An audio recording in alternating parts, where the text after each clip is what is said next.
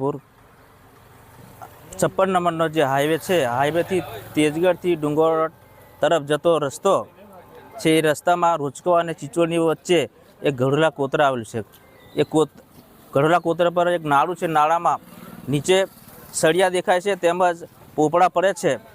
અને આ પોપડા પડવાથી તેમજ ભારે વાહન જવાથી વધારે પોપડા પડે છે. તો આ લોકોને કદાચ આ નાળું તૂટી જાય તો જવા માટે જોખમકારક થાય એવું છે. તેમજ આ આજુબાજુના જે બ્રિજોના પુલો આપણે બંધ કરવામાં આવેલ છે, તો આ રસ્તો પર જ બધા વાહનો જાય છે. તો આ રસ્તો તાત્કાલિક સરકારશ્રીનું તંત્ર અહીંયા આવીને ચકાસણી કરી અને આનું નિવેદન લઈ અને આગળની કાર્યવાહી તેમજ મંજૂર કરવા આપ સાહેબ શ્રીને વિનંતી.